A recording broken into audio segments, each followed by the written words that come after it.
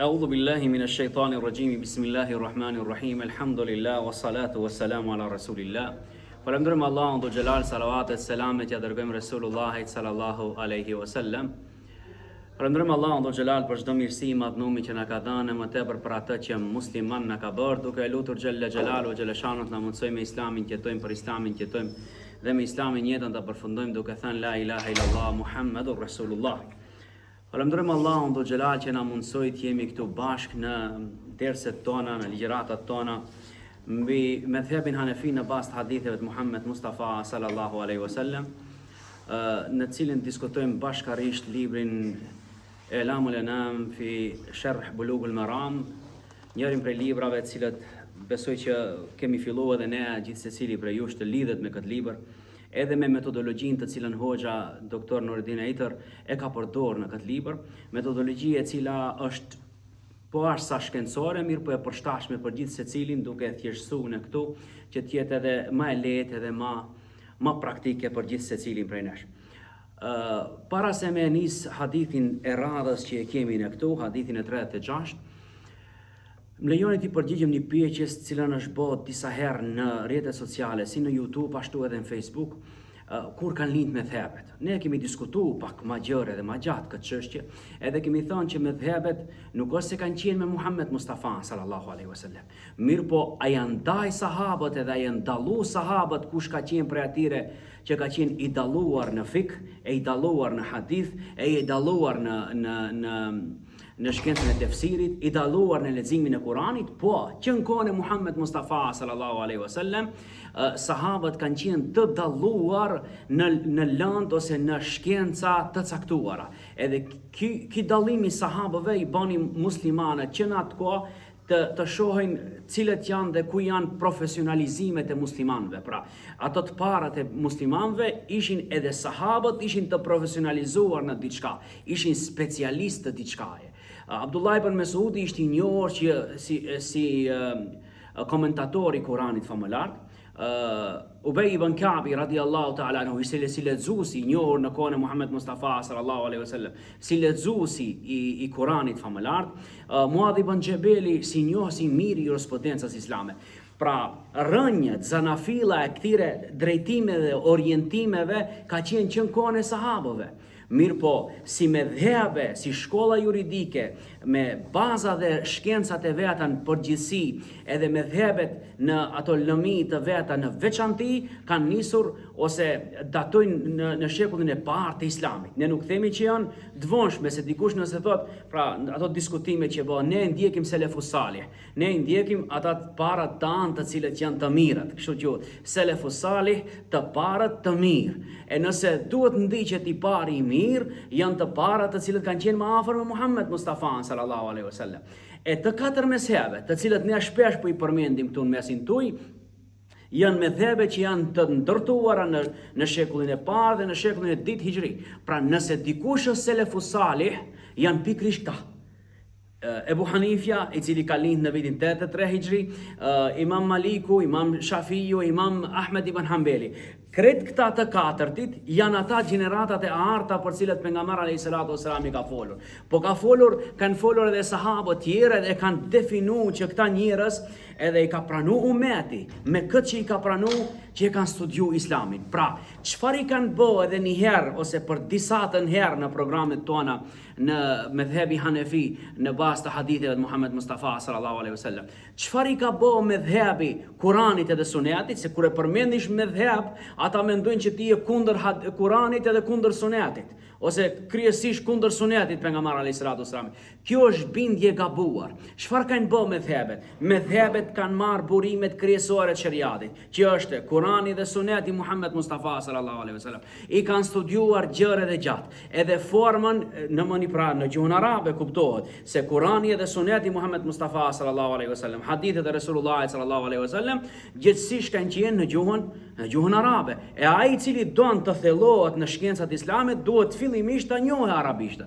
E kretë këta njerëz për cilët ne flasim, pra, këte 4 medhebet, kryesorat e 4 medhebeve, e kanë shtjellu dhe e kanë diskutu edhe Kuranin, edhe hadithin, pra sunetin e Rasulullah sallallahu alaihi wasallam, edhe i kanë nxjerr dispozitat. Pra ne disa herë kemi përmend, i njëjti hadith, njëri medheb shikon këtë formë, medhebi tjetër shikon. Edhe vin ki shekulli 21 që është sot që jeton, thot leja ta shikimet që ka shikuar Ebu Hanifja në këtë drejtim, ka shikuar Shafiu në këtë drejtim, pejgamberi sallallahu alaihi wasallam ka thënë. Edhe ata kanë marrë hadithin e Rasulullah sallallahu alaihi wasallam. Nuk kanë marrë diçka tjetër, e kanë shtjelluar atë dhe e kanë nxjerr përpara nesh që të jetë sa më i kuptueshëm dhe më drejt i praktikuar. Mendoj që me këtë përgjigje se kur lindën ata vërtet këto medhebe, 4 medhebe kanë lind në fund të shekullit të parë dhe fillimi i shekullit të dytë islam, mirë po zanafillën e kanë që në kohën e Muhammed Mustafas sallallahu alaihi wasallam, edhe ai vetë nxiste Resulullah sallallahu alaihi wasallam duke u thënë sahabëve, nëse merrni Kur'anin, merrni prej Ubej ibn Ka'bit, merrni prej Abdullah ibn Mesudit, hadithin merrni prej filanit, fikun merrni prej atij tjetrit. Kështu i ndajti Resulullah sallallahu alaihi wasallam sahabët. Pra nuk ishin sahabët këtë të shpatës. Kishte ata që ishin të shkrimit, kishte ata që ishin të gojës. Pra Hasan ibn Thabit radiallahu ta'ala anhu, njëri prej sahabive që nuk është marrë as me shpatë. Në asnjërin prej luftave nuk përmendet që ka marrë një iniciativë shumë të madhe Hasan ibn Thabit. Mirë, po Hasan ibn Thabit ka qenë poet në kohën e Resulullahit sallallahu alaihi wasallam. Edhe ai merreshte vetëm me poezi, edhe thurte poezi për Islamin, për pejgamberin sallallahu alaihi wasallam, për Zotin xhallal xhelalu dhe në përgjithësi, pra për Islamin në aspektin e përgjithshëm. Sahabët që në kohën e Resulullahit sallallahu alaihi wasallam kanë qenë të ndarë në lëmi të ndryshme. Ashtu i orientonte Resulullah sallallahu alaihi wasallam.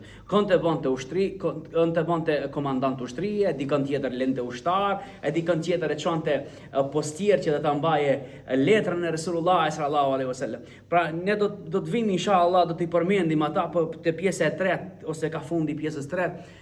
Porosit që i ka qenë Resulullah sallallahu alaihi wasallam, mesazhet që ia dërgoi Resulullah sallallahu alaihi wasallam mbretërve. Do të shihni aty se si ka zgjedh Resulullahi sahabët se kush do e mbaje porosin.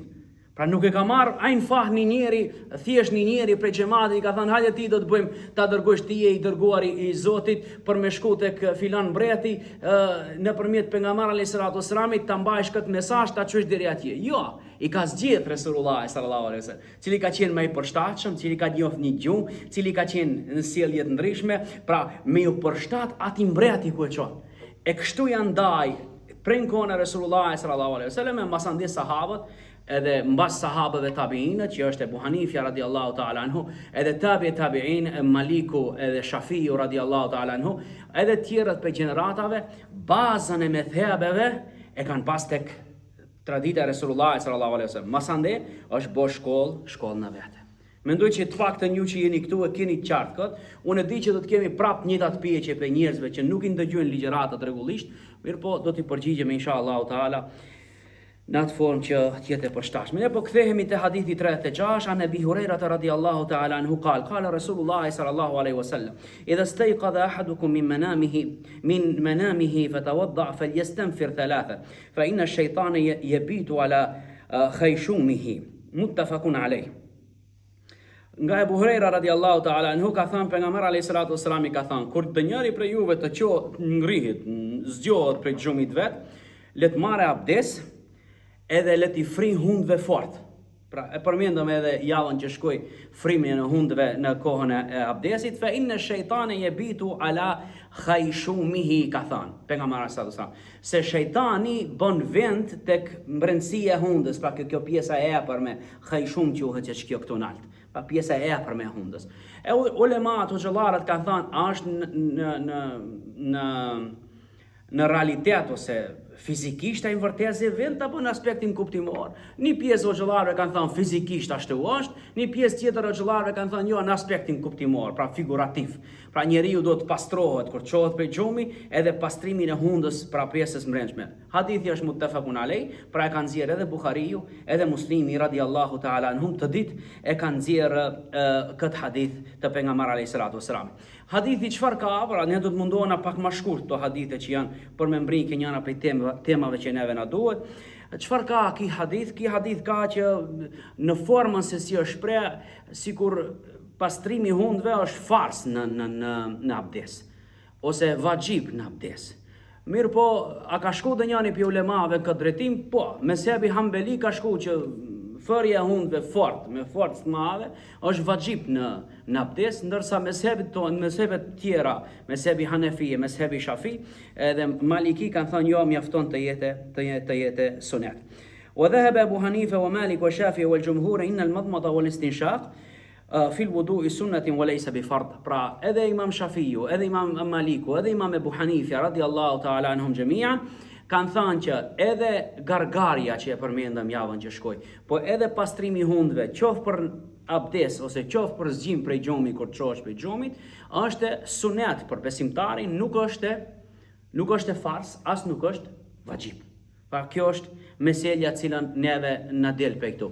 A mezhebi Hambeli thot është fars. Pra nëse nuk bëhet gargare në mezhebin Hambeli, abdesi jot s'është aty ku duhet. Pra s'ki abdes. Ghaslul mustaqidhi yadayhi. Po ashtu kemi një hadith tjetër anhu radiallahu anhu, pra عن أبو هريرة رضي الله تعالى عنه إذا استيقظ أحدكم من نومه فلا يغمس يده في الإناء حتى يغسلها ثلاثا فإنه لا يدري أين باتت يده. është një hadith interesant, i thjesht, i shkurtër, mirë po për muslimanin është interesant ta kuptojë se Muhammed Mustafa sallallahu alaihi wasallam ka folur për jetën e besimtarit prej momentit kur ai çohet prej xhumit derisa ai bie në xhum. Ose ndryshe ka ana tjetër, Muhammed Mustafa sallallahu alaihi wasallam, Islami jon ka fol për njeriu pe kur lindën pe nënës vete, pe ke prerje kërthisës, e derisa ta futin varr. Pra ja ka tregu Zoti xhelleshano çdo gjë njeriu se si duhet jetojë. Çfarë thot pejgamberi sallallahu alaihi wasallam këtë hadith që transmeton Abu Huraira, edhe po ashtu është hadith muttafaqun alej, që është i nxjerrur edhe pe Imam Buhariut edhe Imam Muslimit, ta kur të zgjohet njëri prej juve nga gjumi, fala yaghmis yadahu fi ina. Mustafut dorën në enë të cilën ka ujë, ka buk, ka çfarë do që të ketë, që hahet. Hatta yaghsilaha thalathan, derisa ta lajë atë, ta pastrojë dorën e vet 3 herë. Fa innahu la yadri ayna batat yaduhu. Se ai nuk e din ku ka fjet dora atij.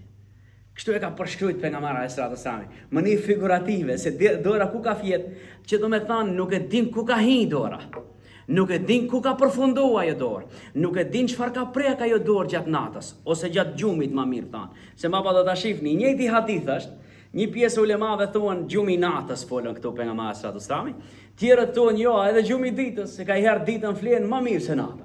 Kur je shumë i lodhët, si e ke plotësu gjumin natën, edhe vinë pej pune diku në bas dreke, do në ta bësh një gjumë, do shta flenë më thellë, se sa atë gjumin e natës që i ke bo një ditë, ose atë ditë për parë. Pra kretë varet prej asaj se si këndvështrimin të cilën e kemi.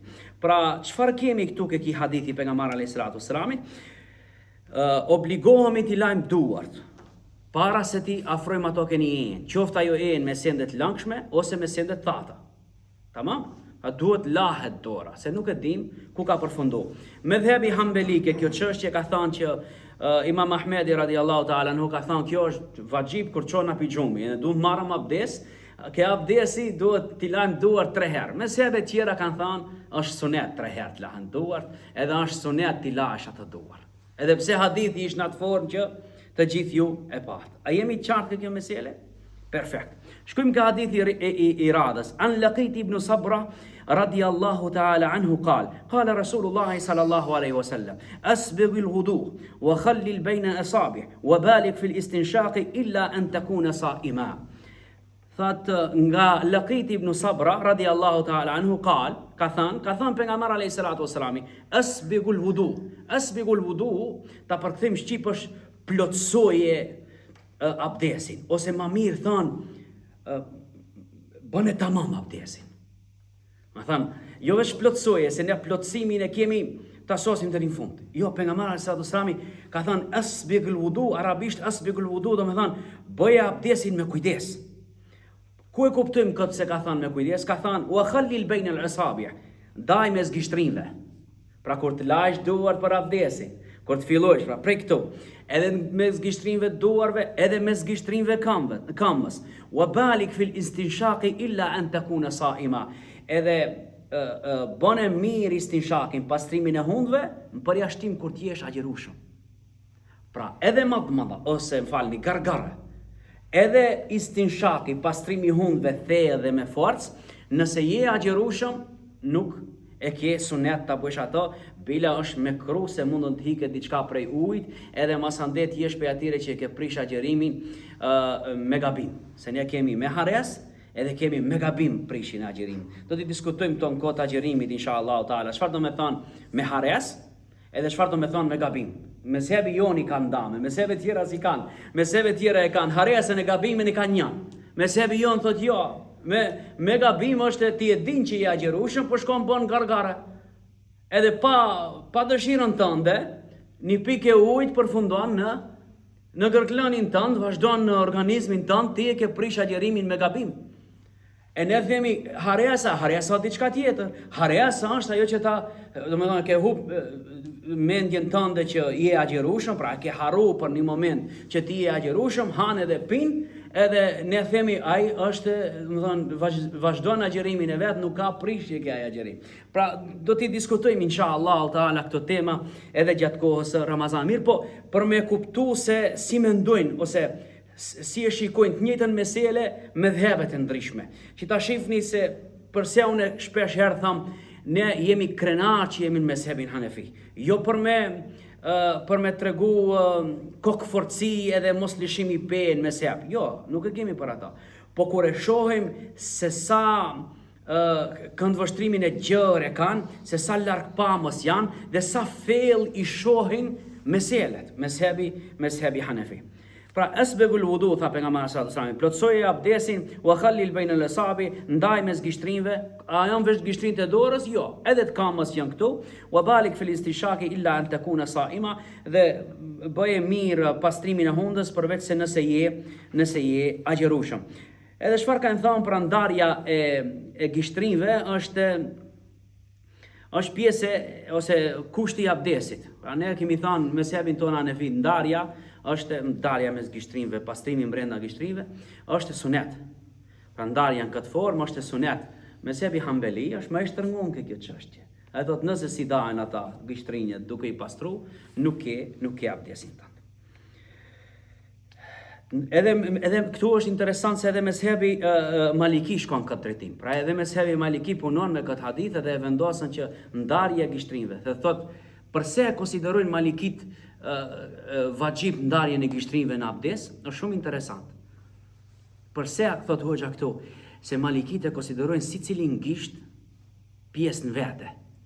Edhe thuan, nëse ne i bëjmë duart kështu edhe i lajmë se kemi plotsu abdesi, për arsye se ndarja e gishtave është shumë e thjeshtë.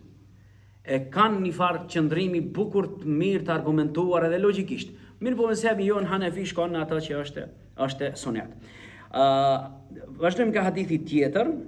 An Uthmani radiallahu ta'ala anhu anna an-nabiy sallallahu alaihi wasallam kana yukhallilu li lihyatahu fi al-wudu. Thot Uthmani radiallahu ta'ala anhu, pejgamber alayhi salatu wasalam. Tash vim prap një hadith praktik. Pra nuk është këtu ka thënë pejgamberi alayhi salatu wasalam. Po vim një hadith praktik që e transmeton Uthmani radiallahu ta'ala anhu. Çfarë ka thënë? Thot pejgamberi alayhi salatu wasalam, kur merrte abdes kana yukhallilu lihyatahu, pra i fulte e dante dhe mjekrën, ose i futte gishtrinjt për ata që kanë mjekër, i futte gishtrinjt edhe e dante mjekrën për me mbri ujë në mjekrën e tij.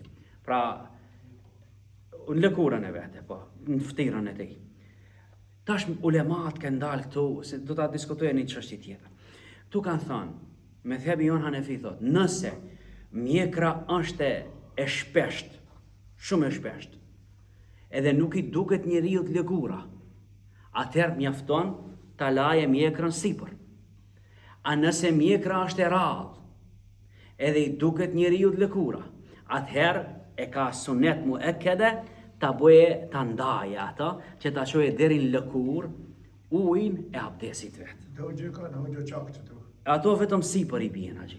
Do me thënë, ftira atyra është pjesë, ftira atyra është pjesë, dhe më thonë mjekra atira është pjesë e ftyrës, mjafton që i bjen sipër. Se ky diskutim do të vijë inshallah taala edhe kjo çështje e mjekrës, çfarë dispozite ka në sheriatin islam.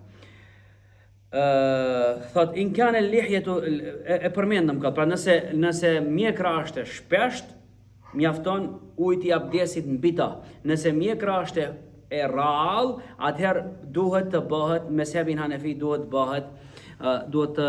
të ndahet ajo, të fërkohet brenda, pra të ndahen flokët, kimet e mjekrës. Yadullu al-hadithu ala sunniyati dalk al-a'dha' al-ghusl fi al-wudu. Po ashtu thot ki hadith na mëson neve që hadithi tjetër e Nabi sallallahu alaihi wasallam bi thuluthai muddi fa ja'ala yadluku dira'ahu. Pejgamberi alayhi salatu wasallam ju sol pak ujë për me marr abdes, edhe ai përveç se merrte abdes e fërkonte sicilën pjesë Resulullah sallallahu alaihi wasallam. Edhe kanë thënë fërkimi çfarë është? Kanë thënë fërkimi për mezhebi Imam Malikut ad-dalku fil ghusli al-a'da'i wajibun fil wudu'i wa fil ghusli. Mezhebi Maliki ka thënë fërkimi pjesëve të trupit, qoftë në abdes, qoftë në gusl, është vajib. Ndërsa mezhebi jon ka thënë është sunet. Nëse kalon ujë përmbi trup, përmbi pjesën e trupit, ose përmbi krahun, po zam shembull, kalon komplet përmbi krahun, mezhebi jon thotë është sunet ta fërkosh ata. Nuk e bëjnë vajib. Përse nuk e bëjnë vajib? Po ka mundësi në ai ditë s'ke mundësi ta fërkosh, ose për një arsye tjetër s'mundish ta fërkosh atë pjesë trupit. E automatikisht abdesi jot është në rregull, ama nëse e bën vajib, ti nuk e ke abdesin në rregull. Tash do të vim keni mesele që e lam ne javën që shkoi pa e diskutuar gjërë edhe gjatë. Po e përmendim një herë meselen, e masande kalojna tek hadithi tjetër fadlul wudu'i, ajo pjesa që lahet prej abdesit çfarë duhet të bëjë besimtari. E përmendëm një javën që shkoi, tham që mezhebi Hanefi i vetmi që ka mes keqafa. Edhe çtash është kur fillon këto tema të diskutohen, a thanë ajo s'është as pak pe sunetit. A ka hadith për me i ra qafës me 3 gishtrinjt edhe nga e mbrapa asaja. Ka hadith? Po, është një hadith i dobët. Pra duhet ta dini ju që është hadith i dobët. Mirë po mezhebi Hanefi çfarë ka këtu? Mezhebi Hanefi edhe hadithin e dobët e përdorën kur vin puna e asaj që është mustahab, e pëlqishme. Mezhebi Hanefi nuk është fërkimi i qafës as sunet, as vajib e as fars. Që dikush që do të shohë që ti nuk e bën qafën, mos do të thotë ti s'ke abdes, ti se bën e qafën s'ke abdes. Jo. Mezhebi Hanefi e ka mesin të qafa me 3 gishtrinjët e të dy duarve, e ka mustahab të pëlqishme. Pra, përse e ka të pëlqishme? Se ekziston një hadith. Edhe këtë hadithi nuk e kundërshton diçka pi veprimeve të pejgamberit alayhis salatu wassalam. Për atë arsye se ekziston një hadith mezhebi Hanefi ka thënë, nuk e pse është hadith i dobët, nuk e bëjmë sunet, se s'e bëjmë sunet. Po as ne bëjmë vajib, se ashtu mezhebi Hanefi është shumicën e haditheve nuk e bën dispozitën ose nuk nxjerr dispozit vajibit përveç se nëse është hadithi mutawatir ose të ngjashme me ato. Po as se si që nuk mundin ta bëjmë fars, ama mustahab do ta bëjmë, për arsye se ekziston një hadith. Edhe kanë përdorur edhe analogjinë te kjo. E dini analogjia, krahasimi. Kanë thënë është bë mes koka. E kemi bë mes veshët. A nuk është qafa pjesë e kokës? Në këtë analogji kanë thënë i bina mes qafës se pastërtia nuk humbën njeriu kur gjopi pastërtisë nëse e jap edhe qafës një pastrim. Pra e ka dhënë mes veshëve, u ka dhënë mes kokës, edhe qafës, vetëm se plotësohet pastërtia atij, edhe kemi një hadith, edhe pse është i dobët, kemi një hadith për pejgamberin alayhis salatu wassalam që ka vepruar. Atëherë ngelën qafa ose mesi mbi qaf është mustahab e pëlqishme, nuk është sunet, as nuk është vajib. Edhe ne nuk duhet ta shtrëngojmë meselen, s'more mes ke qafa, s'ke, nuk ka abdes te ti. As ne nuk duhet ta shtrëngojmë, pas ato të na qesën pifeje, pse ne japëm mes qafës. Pra këtë dipalet ka guluv, ka mendimet mrapshta edhe ka si me thënë, kokëforcin mendime. Mendimet këtu janë të hapura, kemi hadith, është i dobët, mirë po e praktikojmë për arsye se është hadith praktik, edhe pse transmetimi ka ardhur i dobët. A jemi qartë kjo mesele? Është mustahab, nuk është as sunet, as vajib e as fars.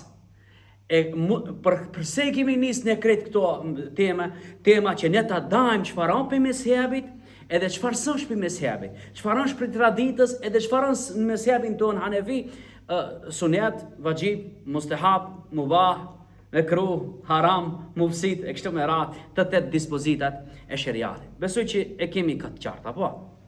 Perfekt. Atëherë vazhdojna me, po e them edhe një. Po.